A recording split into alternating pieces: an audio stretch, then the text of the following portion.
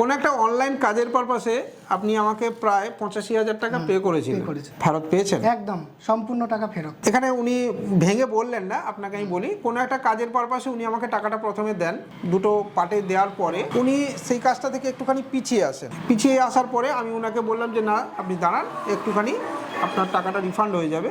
হ্যাঁ, একটুখানি ১-২ মাস সময় আপনার ওনাকে আমি বলেছিলাম যে ১-২ মাস সময় লাগে। শেষে খালি জিএসটি অ্যামাউন্টটা পেন্ডিং ছিল, জিএসটি অ্যামাউন্টটাকে অ্যাডজাস্ট করিয়ে আমি পুরো টাকাটাই রিফান্ড করিয়ে দিয়েছি। যখন আমি অ্যাকচুয়ালি উত্তরবঙ্গে আসছি, মালদাতে ছিলাম সম্ভবত, তখন আপনার টাকাটাকে আমি রিফান্ড করিয়ে দিই, জিএসটি অ্যামাউন্টটা বাকি যেটা ছিল। তো এদিক দিয়ে আপনার কখনো মনে হয়নি যে আমি থাকি আলিপুরদুয়ারের একদম আসাম বর্ডারের গায়ে, আর কৃষ্ণেন্দ্র থাকে ওদিকে ওয়েস্ট বেঙ্গলের বর্ডারের, ওদিকে উড়িষ্যা বর্ডারের গায়ে, টাকা মরে যাবে, এটা কখনো মনে হয়নি? না না না, টাকা মরে যাবে কখনো মনে হয়নি। আমি প্রতিনিয়ত আপনার টেলিগ্রাম চ্যানেলে দেখি যে আপনি 100% রিফান্ড দিয়ে দেন।